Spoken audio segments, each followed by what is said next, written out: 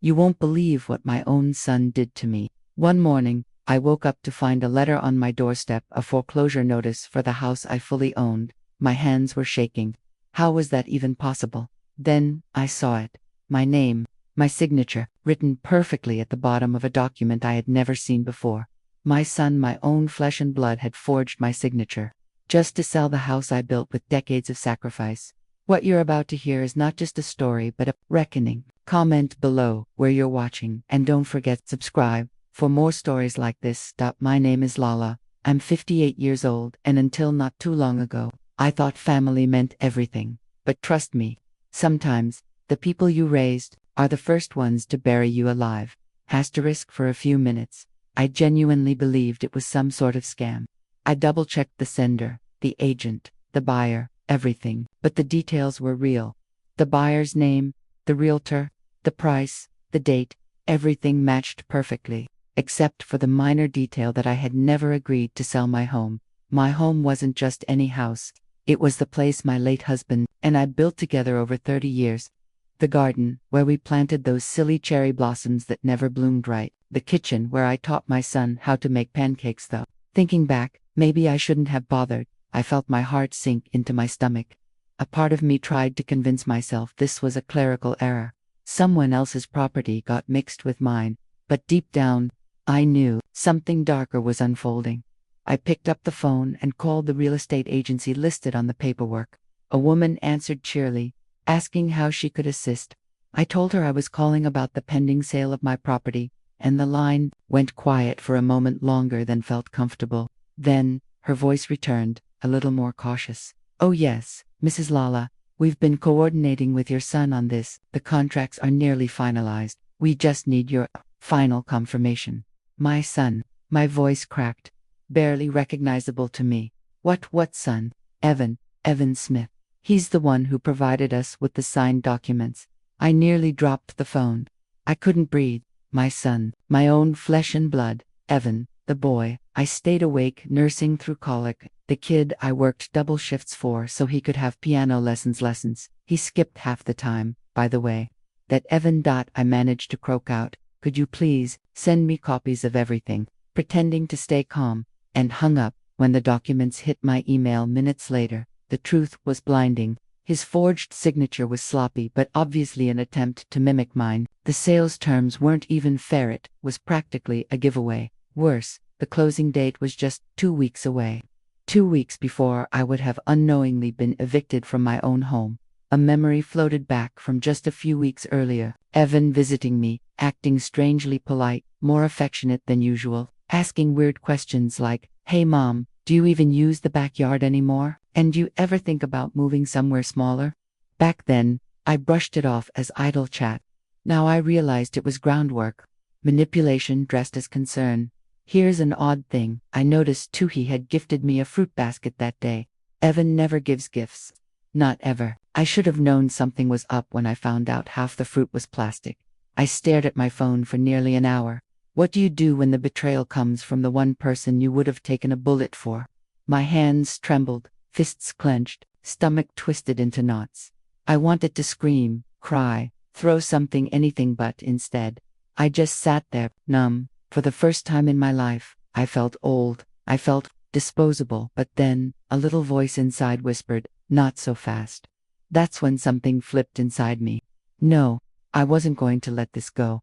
Not quietly, not passively. If my son thought I was some naive, senile old woman who wouldn't notice, then he was about to learn exactly how wrong he was.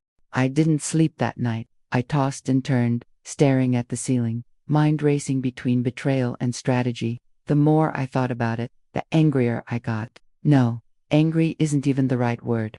I felt insulted. Did Evan really think I was that clueless, that I wouldn't check my mail, that I wouldn't notice when movers showed up to take everything I owned? Or was I just a pawn to him, a forgettable, aging woman who no longer served a purpose beyond what my house was worth? By morning, my sadness had hardened into steel. I was done crying. I was done being shocked. Now, I was going to fight back. The first thing I did was dig out every single document I had related to the house. Title deeds, mortgage payoff statements, tax receipts, all in a faded red folder my late husband had labeled important don't lose. 30 years old and still reliable. Then, I called my lawyer. An old friend of the family. George, he's the type of man whose voice sounds like it was made of gravel and black coffee. Practical, blunt, and utterly unamused by nonsense. Lala, he grumbled. Didn't expect to hear from you this early. Everything okay? No, George, everything is not okay. I explained everything, every painful detail. The letter, the forged signature, the real estate agency, Evan, the betrayal. There was a long silence on the line. Then, a sharp inhale. He forged your signature, clear as day. Good God.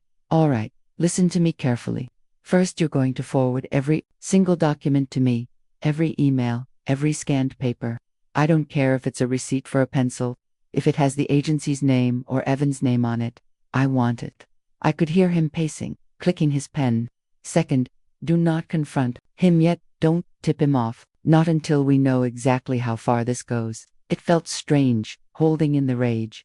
Every fiber of my being wanted to call Evan and scream until my voice gave out. But George was right. I needed to know how deep this betrayal ran. That afternoon, George called back. It's worse than you thought. His voice was low, serious. Not only did he forge your signature, but he also opened a power of attorney document under your name at a local notary. He claimed you were too unwell to handle your affairs. I felt my hands go ice cold. Unwell, senile, incompetent. That's what he told them. I pressed my palm to my forehead, feeling a migraine forming. He actually told someone I was mentally unfit. Exactly that. But here's the good news. The document's invalid. You were never present, and the notary skipped protocol. Sloppy work, illegal. A part of me laughed, but not out of humor. It was one of those bitter laughs that taste like copper in your mouth. He thought I was incompetent. Sweetheart, you just committed a crime with your name on it. Then George added, Lala, are you sitting down? Hit me. The sales buyer is Evan's boss. Evan sold it directly to the man who owns the company he works for. For a second, the absurdity of it made me blink. Wait, what? He sold my house to his own boss. Yeah, guess. He thought it'd be an easy transaction. His boss is a real estate investor. Looks like they were in on this together. But that was the final straw. Betrayal from family is one thing. Betrayal mixed with greedy corporate snakes. Oh no, now it was personal. I sat quietly for a moment, sipping my no-cold coffee, staring at the wall like it was a chessboard. And then, a thought popped into my head. A small, wicked, delicious thought. I turned to George. Tell me, how much is Evan's boss's company worth? George paused. Wait, why? Because I'm thinking, if Evan wants to play games with people's homes, maybe it's time I play games with people's livelihoods. That's when the idea truly took root. I wasn't just going to block the sale. No, I wasn't going to just sue him for fraud. That would be too ordinary. I was going to buy his boss's company. Call it madness. Call it revenge. Call it the most ridiculous idea I've ever had. But I knew something most people didn't. You see, my late husband left me more than just this house. A lot more. Stocks, bonds, a few strategic investments that had grown quietly over the decades. Money I never flaunted, never even touched, beyond basic needs. Because I never needed to. Evan never knew the full extent of it. He assumed the house was my biggest asset.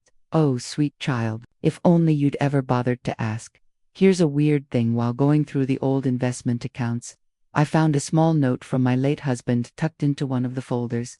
It read, if you ever need it, use it to remind them who you are. I smiled. Oh, honey, I'm about to. The next morning felt different. There was a strange kind of electricity in the air. You know that feeling when the winds shift right before a storm? That's exactly how it felt, except this time, I was the storm. I sat at my kitchen table, sipping coffee from a mug that read World's Okayest Mom, a Mother's Day gift from Evan years ago. Oh, the irony. I stared at it for a moment, chuckled bitterly, then set it aside. All right, I muttered, cracking my knuckles. Let's do this. First, I called George. Get me everything you can on Evan's boss's company. Financials, ownership, liabilities, the whole kitchen sink. Lala, he sighed. Are you serious about this? As serious as Evan was when he signed my name without asking. Fair point. A couple of hours later, George sent me a file. Turns out, the company wasn't as bulletproof as it pretended to be. Oh sure, from the outside it looked solid, a mid-sized logistics and import-export firm with fancy glass windows and a flashy website. But under the hood, cracks, lots of them. Multiple lawsuits pending, a couple of failed warehouse deals, over-leveraged on expansion loans, the kind of financial mess that could topple with just the right pusher, a well-timed buyout. Here's the kicker. The majority shareholder had been quietly trying to offload his shares for months. Cash flow problems, poor leadership, employee turnover. Apparently, Evan's boss was as reckless in business as he was shady in real estate. I called George again. You think I can pull this off? If anyone can, it's you. Then let's do it. I'd love to tell you. This was the part where I walked into some fancy office in a designer suit, threw a check on the table, and said, I'll take it. But life's rarely that cinematic. Instead, it was a mess of Zoom calls, lawyers, accountants, and what felt like 800 digital documents with signatures I actually did authorize. As this unfolded, something odd started happening. The more I dug into the company, the more it became clear that Evan's boss Mark wasn't just shady, he was desperate. Emails revealed he was quietly begging investors for bridge loans. One warehouse lease fell through because he failed a credit check. His employees were leaving faster than customers at a restaurant that just failed a health inspection. It wasn't just a business on the edge, it was a sinking ship, and he was looking for any sucker to buy a bucket. Guess what, Mark? This sucker comes with a life jacket and a sledgehammer. By the end of the week, George called with news. You're not going to believe this. He's agreed to a buyout, full control. He just wants out. My jaw actually dropped. That easy? Well, it helps when the buyer has liquid assets and the seller is drowning in debt. And also, I may have casually mentioned that your lawyers were already looking into some of his questionable deals with your house. I grinned. George, remind me to put you in my will. Here's the odd side note. While I was in corporate espionage, my neighbor Janet kept dropping by with casseroles. She thought I was grieving. I didn't have the heart to explain that the reason my blinds were closed wasn't sadness, it was spreadsheets and takeover documents. Oh honey, she'd say, grief hits us all differently. Eat something. I thanked her every time, never touched a bite.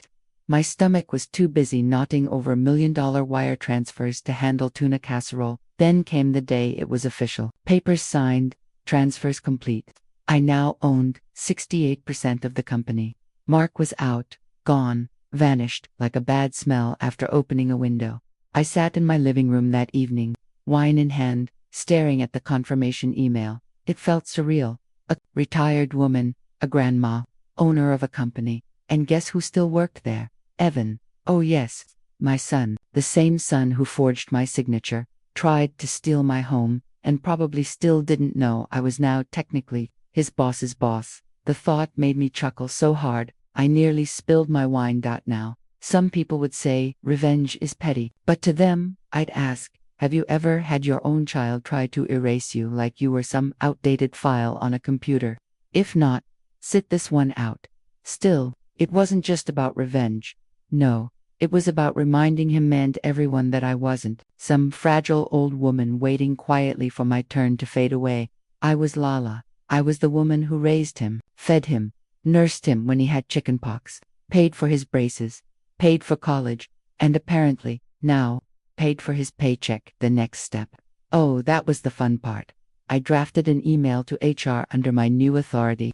Effective immediately, all staff are to report for an all-hands meeting Monday morning. Attendance, mandatory. I sat back, steepled my fingers, and smiled. Oh Evan, Monday's going to be memorable. Monday morning rolled around faster than I expected. I woke up at 5 a.m. Nerves, excitement, probably both. It's funny, I hadn't felt this alive in years. I brewed my coffee, double-checked my outfit, a neat navy blazer, simple slacks, nothing too flashy but professional enough to say, I mean business. My hands trembled slightly as I fastened my earrings. Not from fear, no, this was adrenaline, the good kind. The kind that told me I was about to walk into a room and flip someone's world upside down. The company headquarters wasn't too far, a glassy, modern building with sleek silver panels that tried a little too hard to look impressive. I walked through the front doors like I owned the place because, well, I did. The receptionist glanced up, blinked at me, then offered a polite smile. "Good morning, can I help you?" I smiled back. "Oh, don't worry, they're expecting me." Truth was, nobody expected me. Not yet, but they were about to. Inside the conference room, employees gathered slowly, some in crisp suits, others in wrinkled shirts, most with that fog in their eyes.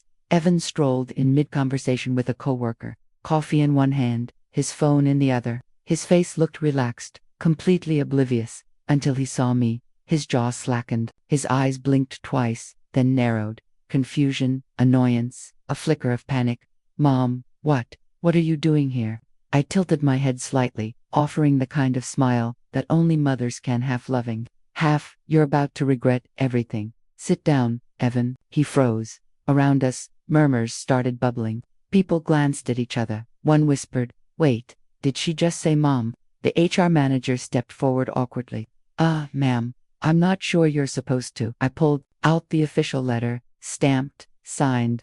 "As of Friday, I am the majority shareholder of this company. Mark sold his shares. I'm now your boss's boss." Silence. Pin drop silence. Even the air conditioner seemed to hold its breath. Evan's face turned ghostly pale. His mouth opened, closed, opened again. You're joking." "Oh, I never joke about business, honey." The HR manager scrambled, scrolling through emails. Within seconds, her face flushed as she found the announcement from legal. It's real. She owns the company." And that was the moment, the exact second, when every single person in that room realized the power dynamic had flipped like a pancake on a Sunday morning. I cleared my throat. "Let's get started." The meeting wasn't about Evan, at least not entirely. I walked them through the financial restructuring, the changes I intended to make, the focus on cleaning up the shady deals and stabilizing operations. Professional, direct, but I saved a special little segment at the end. "As for internal integrity," I said, letting my eyes drift toward Evan, "will be auditing all recent transactions, reviewing anyone involved in legal misconduct, particularly unauthorized signatures." A wave of murmurs, people shifting in their seats. Evan slouched lower, practically trying to melt into his chair. "Now," I smiled sweetly, "some of you might be wondering if nepotism will play a role in these decisions. Rest assured, it won't." A few chuckles escaped the crowd. Even HR cracked a smile. After the meeting, people lingered, a mix of confusion and curiosity. Some approached to introduce themselves. Others avoided eye contact like I'd grown horns. Evan followed me into my newly acquired office. As soon as the door closed behind him, he exploded. "You can't do this. This is crazy." I crossed my arms. "No, what's crazy is you forging my signature to sell my house, Evan." His face twisted. "It wasn't what it looked like. I was trying to help. You don't need that house. You could have downsized." "Help," I laughed. But it wasn't a happy laugh. "Selling my home without my permission is your idea of help." His hands flailed. I was gonna tell you. Once the deal was done, it was supposed to be easy money. And for who, Evan? You. Because it certainly wasn't for me." There was a moment, a fleeting, pathetic moment where I could see him shrinking. Not physically, but emotionally. The boy who used to hold my hand when he was scared. The teenager who cried when his first girlfriend dumped him. He was still in there somewhere, buried under layers of entitlement and bad decisions. I sighed. "Evan, I didn't come here to destroy you, but I will not let you walk over me. Not anymore." He sank into the chair across from me. "So what now? You gonna fire me?" I tapped my chin theatrically. Tempting, very tempting. But no. I leaned forward. "You're going to work here, under me. And you're going to learn exactly what it means to build something honestly." His eyes widened. "What?" "That's right. You wanted the business world so bad. Congratulations, you're in it. But here's the deal: any screw up, any shady move, and you're done. Not just here.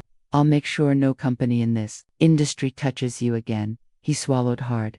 That's harsh, is it?" I asked softly. "Or is it exactly what you needed?" There was silence between us. Heavy. Suffocating. Then, for the first time in years, Evan dropped his bravado. His voice trembled. I messed up, Mom. Yes, you did."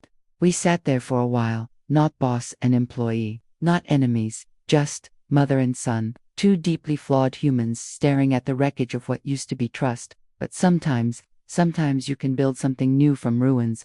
The next few weeks were tense, to say the least. Every morning, I'd walk into that office, heels clicking, head held high. Some employees smiled at me. Others gave me that side eye, like they were still deciding whether I was the villain or the hero in this story. I didn't blame them. After all, I had just bought the entire company out from under their noses. Evan. Well, he sulked at first, showed up late the first couple of days, wearing wrinkled shirts and acting like the victim in a low-budget soap opera. But I wasn't having it. Clock in at 9, Evan, I told him flatly that Thursday morning when he wandered in at 9:45, or don't clock in at all. His jaw clenched, but he nodded. Fine. He was used to people letting him get away with things. I wasn't one of those people anymore. I gave him tasks, real tasks, not cushy, meaningless errands. Data entry, cold calling, filing client reports, tedious, thankless work that built the foundation of a business, the kind of work I knew he'd never respected before. At first, he rolled his eyes, dragged his feet. But slowly, almost reluctantly, I watched him change. One afternoon, I passed by his cubicle and caught him actually explaining something to a new hire, patiently, correctly. I pretended not to notice, but inside, a little flicker of hope lit up still. This wasn't just about Evan. The company itself was a mess. The financial statements were uglier than a leftover casserole. Mark Evans' former boss had run this place into the ground before skipping town. Fraud, fake invoices, underpaid employees, and deals that made used car salesmen look like saints. I remember sitting in my office, staring at a spreadsheet so bad it made my head throb. This place is held together with duct tape and prayer, I muttered. Internal confession. A part of me wondered if I'd bitten off more than I could chew. What was I thinking? I wasn't some hotshot CEO. I was a retired teacher who liked gardening and reading crime novels. But then I remembered something my late husband used to say. If you don't think you can do it, pretend you can. Eventually, you won't be pretending. So I did. I brought in auditors, fired 3 employees who were neck-deep in shady side hustles, gave raises to the lowest paid staff, called every client personally to reassure them that things were changing. And, you know what, it worked. Slowly, painfully, but it worked. One morning, Evan walked into my office holding a file. No eye rolls, no slouched posture, just professional. Hey, I found something weird in the logistics invoices. There's a pattern that doesn't match the shipment records. I blinked. Wait, you caught that? Yeah, I think someone's been double billing us for transport fees. Here, look. I took the file. Sure enough, he was right. Someone had been siphoning money right under everyone's noses. You did good, Evan, I said, genuinely impressed. Really good. His face flushed. He scratched the back of his neck. Yeah, well, I guess I'm not as useless as you thought. I chuckled softly. I never said you were useless. I said you were reckless. There's a difference. Then, because the universe has a terrible sense of humor, my phone buzzed. A notification from my bank. A withdrawal attempt. Large. Very large. I clicked it open. My eyes widened. Someone was trying to transfer $250,000 from my personal account. For a split second, my stomach dropped. No, not again. Not another betrayal. I opened the transaction details, and then, relief mixed with rage. It wasn't Evan. Not this time. It was someone from the real estate company, the same agency involved in the forged sale of my house. Apparently, they weren't finished trying to mess with me. Oh, you picked the wrong granny to scam, I whispered. Evan noticed my expression. What's wrong? I showed him the screen. Looks like our old friends at Redwood Realty didn't get the memo. His face darkened. You want me to handle it? That surprised me.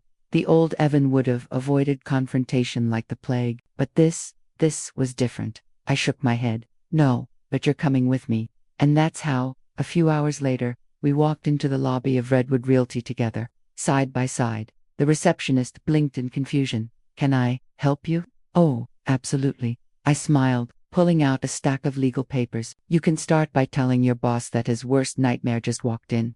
Out of the corner of my eye, I caught Evan grinning. Not smirking, not sneering, grinning, like he finally understood how satisfying it was to stand up for yourself. And, for the first time in a long time, I felt like we were on the same team again. Odd side notes. On the drive over, Evan admitted he'd deleted his fantasy football app.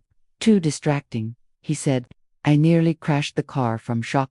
Change was possible after all. Walking into Redwood Realty felt like stepping into the belly of the beast. Everything about that place screamed smug entitlement: glass walls, white marble floors, and pretentious motivational quotes framed in gold. Success is earned. Oh, the irony. The receptionist fidgeted as we marched past her desk. Ma'am, you can't watch me, I said, heels clicking like a metronome of doom. Evan followed close behind. I could feel his nervous energy, but there was something else: determination. We stormed into the office of Thomas Granger, the man who ran Redwood Realty like it was his personal kingdom, the very same man who had overseen the forged sale of my house. His feet were kicked up on his desk, scrolling his phone, probably checking stock prices or, more likely, his hair in selfie mode. When he looked up and saw me, the blood drained from his face. What are you doing here? I set a folder on his desk with a deliberate thud. Funny thing, Thomas, when someone tries to siphon $250,000 from my account, my bank alerts me. His hands fumbled. That must be a mistake. A clerical error. Oh, save it, I snapped. We both know it wasn't an error, just like it wasn't an error when my signature magically appeared on documents selling my own house. You thought I'd roll over back then. But here's the thing. I leaned forward.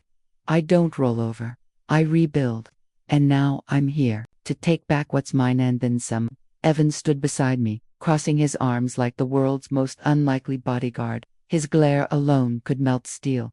Thomas tried to recover his smirk. You don't have proof, I grinned. Check your email. Right on cue, his computer pinged. He opened it. His eyes widened. Audit reports, bank trace logs, screenshots of the attempted transaction, copies of forged paperwork with handwriting analysis, a neatly wrapped package of legal doom, courtesy of the private investigator I'd quietly hired weeks ago. He gulped. Listen, let's be reasonable. No, I cut him off. See, being reasonable is how people like you get away with this nonsense. I was reasonable when you tricked me into thinking everything was fine with the house sale.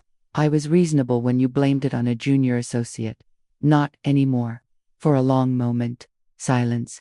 Then, like every coward does when cornered, Thomas tried bargaining. Look, what do you want? A settlement? A payout? I can write you a check, I laughed. A deep belly laugh that startled even me. Thomas, I don't want your check. I want your company. His jaw dropped. What?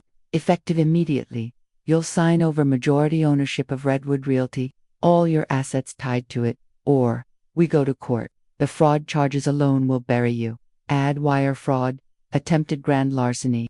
Shall I continue? Thomas's hands trembled. He glanced desperately at Evan, as if hoping for backup. Evan simply shrugged. You messed with the wrong mom. The paperwork was ready. It always had been. Thomas's lawyer had warned him this day might come. All it took was a signature. His signature this time, no forgery required. By the time the ink dried, I was the new owner of Redwood Realty. Odd side note. As I stood from the chair, I noticed a tiny plaque on his desk that read, Work hard, stay humble. I nearly pocketed it out of sheer spite. When Evan and I walked out of that building, the air felt different, lighter, sharper. Did that really just happen? Evan asked, half laughing, half in disbelief. Yep, I nodded. You, my dear son, are now an employee of 2 companies I own. Oh, crap. We both laughed, really laughed. The kind we hadn't shared in years. Driving back to something gnawed at me though. Sure, I had Redwood now, but inheriting a crooked business isn't the same as inheriting a fortune. Redwood's reputation was mud. Its finances, worse. But I wasn't doing this for the money anymore. This was personal. The next morning, I walked into Redwood's office, and the energy was awkward. Employees whispered. Some avoided eye contact. Others looked hopeful. Turns out, the staff hated Thomas as much as I did. They just hadn't had a choice. I gathered everyone for a meeting. Good morning, I said. You all know who I am now. Some of you probably think this is a disaster. Some of you think it's hilarious. Both are fair. A few chuckles, a few tense smiles. Here's the deal. Anyone who's been involved in fraud, cut corners, or sold people out to've got one chance to come clean. Otherwise, you'll be out faster than Thomas signed his resignation. A long, terrifying silence. Then, a couple of hands shot up. Confessions poured out, small things, large things, stuff that could be fixed, mistakes made under pressure. Others quietly slipped out the door before I could say another word. When the dust settled, Redwood Realty was left with half its staff but the half that mattered. I spent the next weeks rebranding, fired the worst offenders, promoted the ones who actually cared, held community meetings, apologized publicly to clients Redwood had scammed, offered restitution where possible, and perhaps most satisfyingly watched Evan grow into someone I barely recognized. He wasn't perfect, not by a long shot, but he was learning, showing up on time, owning his mistakes, even mentoring others. One evening, as we closed up the office, Evan turned to me and said, "I never thought, that you'd be capable of all this." I smirked. "Neither did you, but here we are," he chuckled. "Yeah, here we are." Little did we know, the biggest curveball was still coming. A week later, just when I thought things were finally settling, life threw another punch. It was a Thursday morning. I was sitting at my new desk, Moss's old one, though I'd already ordered a new one because his chair smelled like overpriced cologne and failure when Evan burst in, face pale. "Mom, you need to see this." He handed me a thick manila envelope. No return address, just my name scribbled in bold, aggressive handwriting. Something about it sent a chill right through me. I opened it. Out slid photos, dozens of them. My house, one, my son tried to steal photos of it, of the forged documents, of meetings I didn't attend but my fake signature did, and mixed in were photos of Evan, at bars, at poker tables, standing with shady-looking men. I blinked. "What is this?" "I swear to you, Mom, I have no idea. I haven't done anything shady since everything blew up, I swear." But there it was, black and white proof was it. Something wasn't adding up. The timestamps were weird. The photos of Evan were from months ago, before the house fiasco. Someone had been tracking us for a while. Then, tucked at the bottom, was a letter. No signature, no name, just a simple threat. "You took something that didn't belong to you. Sell Redwood back, or everything goes public." My fingers tightened. My heartbeat thudded loud enough to drown out everything else. I stood slowly. "Someone thinks they can scare me," Evan paced. This has to be Thomas. Or maybe one of the old partners." "You think, maybe," I muttered. "Or maybe someone bigger. Someone we haven't met yet." And I wasn't wrong. Because, when I cross-referenced the metadata on the photos, thank you, Google, and a very enthusiastic IT intern, I traced it back, not to Thomas, but to Redwood's largest client, a development company called Skyvale Holdings, a company that had been funneling money through shady deals for years, using Redwood as their puppet. I called an emergency meeting with the staff I trusted. "I need to know everything about Skyvale, every deal, every paper trail, every email. If you so much as find a pizza receipt, I want it." Hours turned into days, and the deeper we dug, the uglier it got. Turns out, Thomas had been laundering money for Skyvale, inflating property values, selling houses to fake shell companies, driving families into bankruptcy, and then flipping the properties for triple the price. And the worst part, Redwood's name was on every document. Evans sank into a chair, hands on his face. "Mom, if this goes public, it'll ruin the company. It'll ruin you." I leaned back, tapping my chin. "Not if we control the story." He looked up. "What do you mean?" "We burned them first." And that's exactly what we did. I crafted a press release exposing everything. Every deal, every fraudulent contract, every shady transfer. But instead of presenting myself as the villain, I painted the picture. Claire Lee was the whistleblower, the new owner who inherited a mess and was tearing it down to rebuild it the right way. The media ate it up. Local news stations ran the story like wildfire. New owner exposes multi-million-dollar real estate fraud. People loved a redemption story. They loved an underdog, especially one with gray hair and sharper claws than anyone expected. Odd. Side note, one of the headlines literally read, "Grandma Goes Gangster on Corrupt Developers." I had to save that one. Skyvale's CEO tried calling me dozens of times. I let every call go to voicemail. Each message got more desperate. And then, the bombshell. I was sitting at my kitchen table because yes, I got my house back when anonymous email popped up.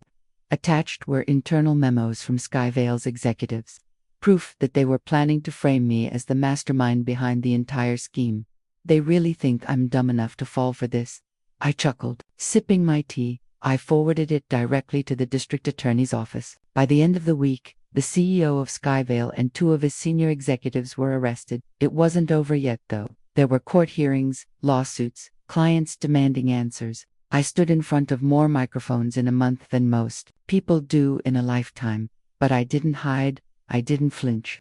I owned it. Every time someone asked, "Weren't you scared?" I smiled and said, "No, I was angry." Through it all, Evan stood beside me. He handled clients, managed chaos, even started helping with community outreach. He was turning into the kind of man I always hoped he'd be. Flawed, sure, but learning. One night, as we locked up the office, he looked at me, shoulders heavy. "You know, I thought screwing you over would be the worst mistake of my life, but it might have actually saved me." I smiled softly. "It saved both of us, just not in the way you thought." But deep down, I knew this wasn't the end, not yet, because when you pull one rotten thread, sometimes the whole sweater comes undone. If I thought the chaos would end after Skyvale's CEO was arrested, I was wrong. Very wrong. See, what I didn't realize back then was that Skyvale was just the tip of a very rotten iceberg. The DA's office opened a wider investigation, and, like a spiderweb, everything connected back to a larger network of corporate fraud, fake property holdings, and offshore accounts. And guess what? My name was still plastered on some of those contracts from when Thomas forged my signature.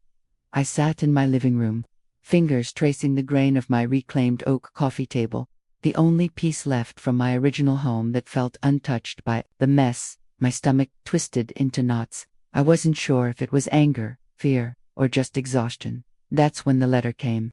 Certified mail, heavy envelope.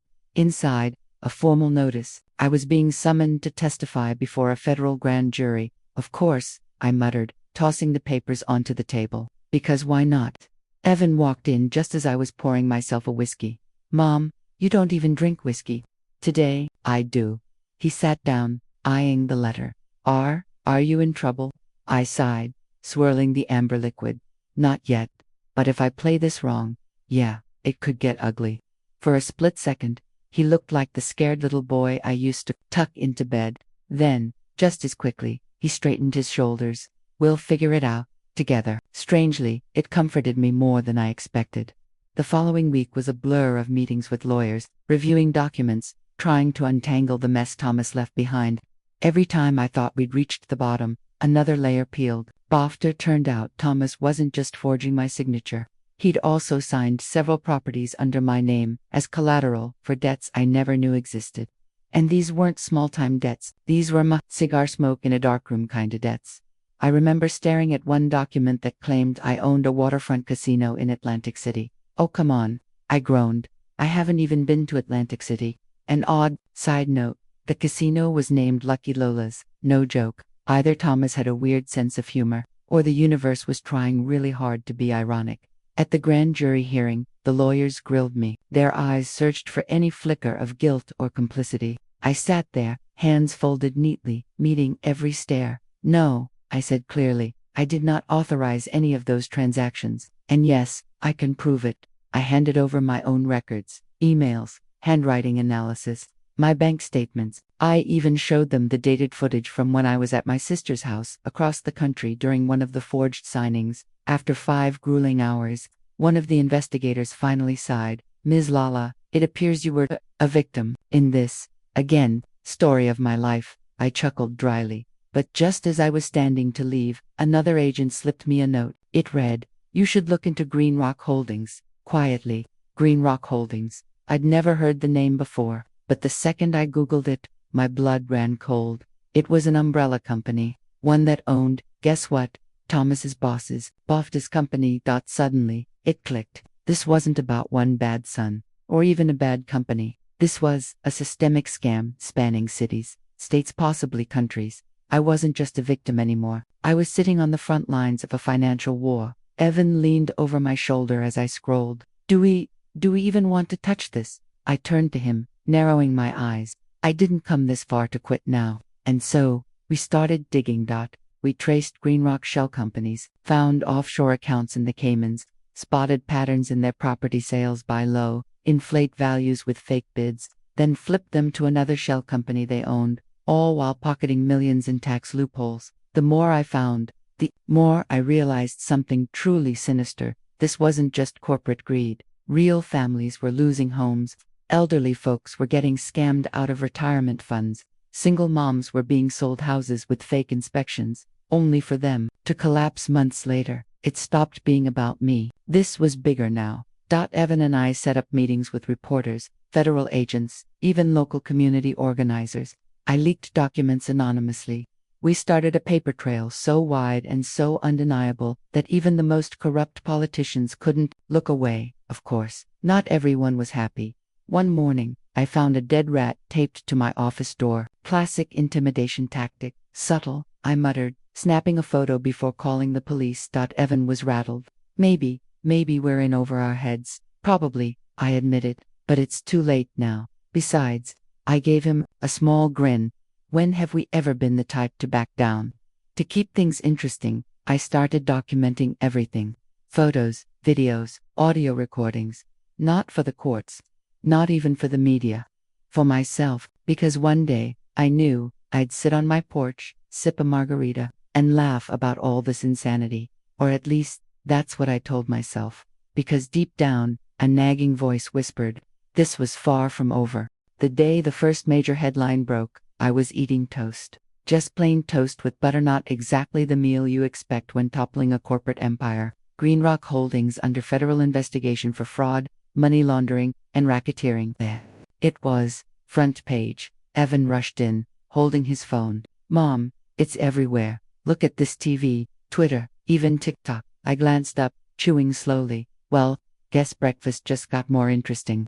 But with the publicity came the backlash. My inbox flooded with hate mail and threats. Anonymous calls at 2 a.m. Heavy breathing, then a hang-up. One particularly creative message said, hope you enjoy fire. Wood burns fast. Charming. Evan insisted we install security cameras.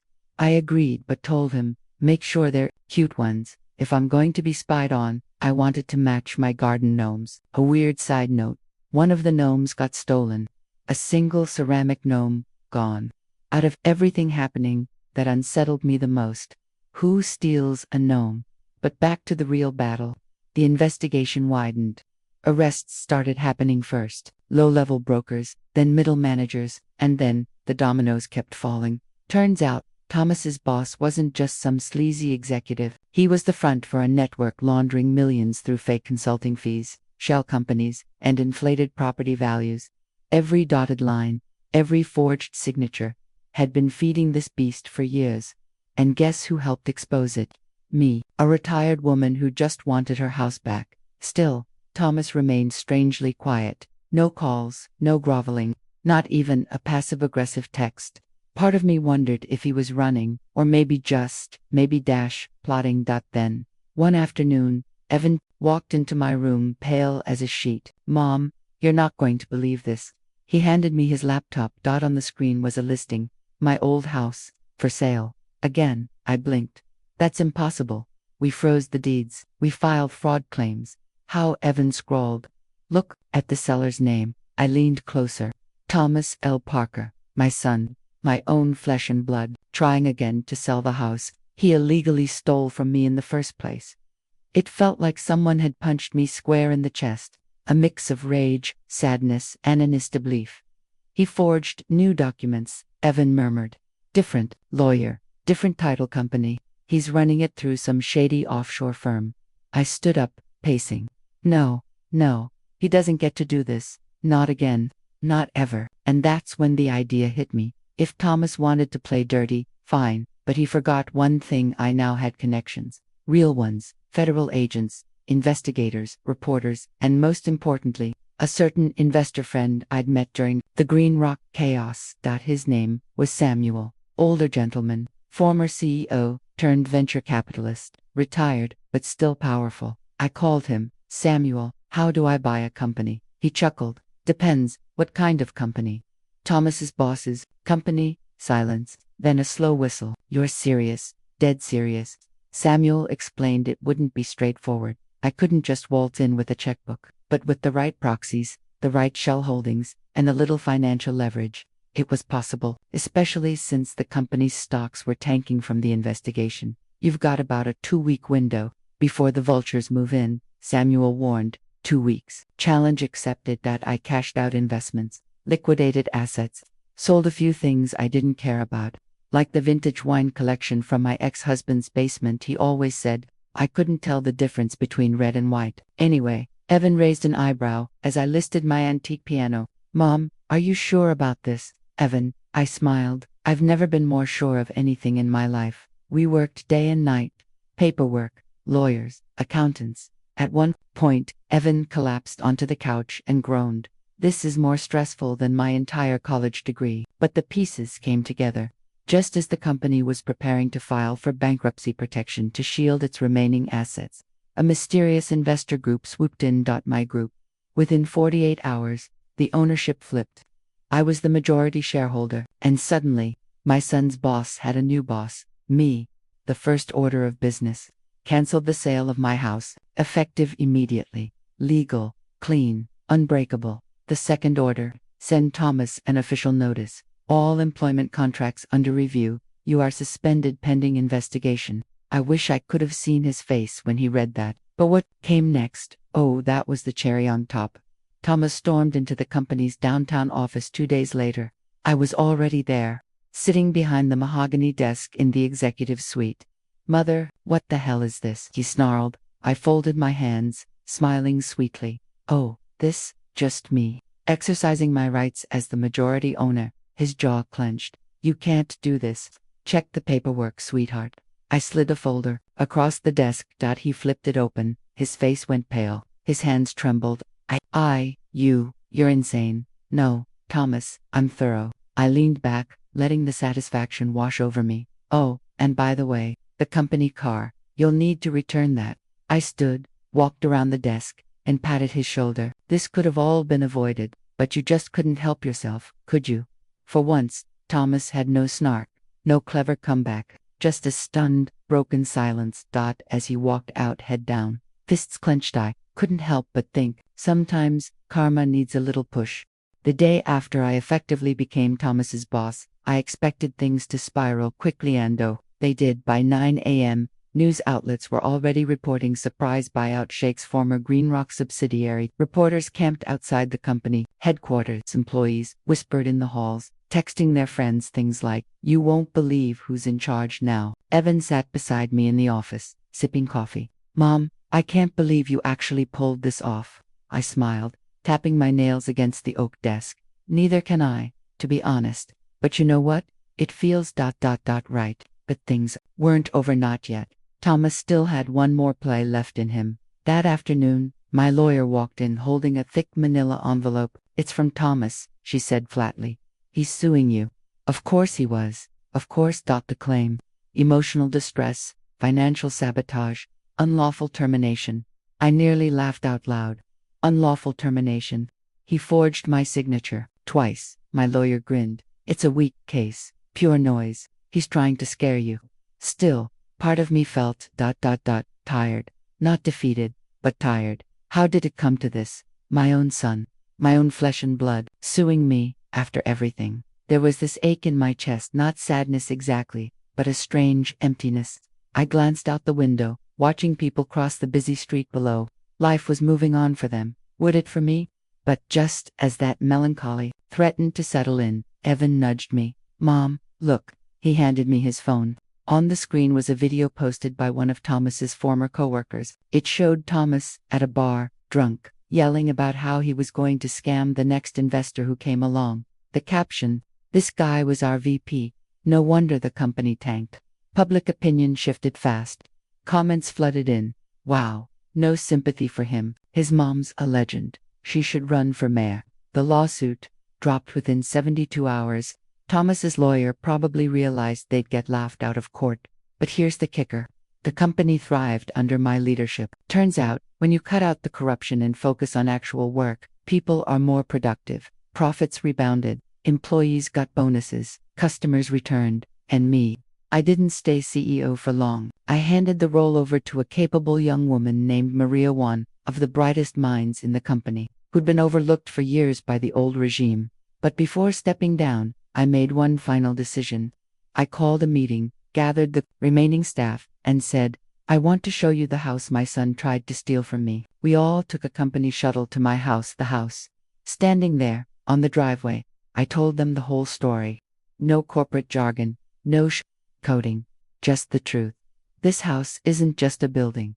It's a symbol of resilience, of knowing your worth, of standing up even when the people you love try to pull you down. Some employees cried, a few clapped, one guy muttered, I wish you were my mom. And then, I did something that surprised even Evan. I turned to him and said, Son, I'm signing this house over to you. His eyes went wide. What, Mom? No, I don't. Listen, I interrupted softly. You've stood by me, supported me, fought for me. I want you to have it not because you expect it, but because you earned it.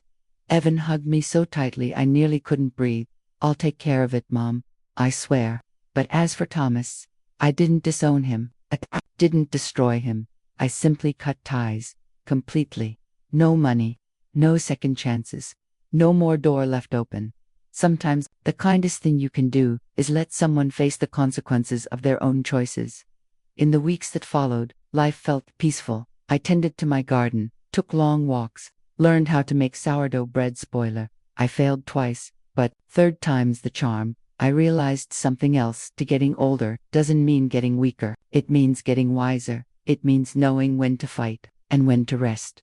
One evening, as the sun dipped low behind the hills, I sat on my porch with Evan, watching the sky turn from gold to pink. He asked, Mom, if you could change anything about all of this, would you? I thought for a moment, then shook my head. No, not a thing, because at the end of the day, I got my house back. I got my dignity back.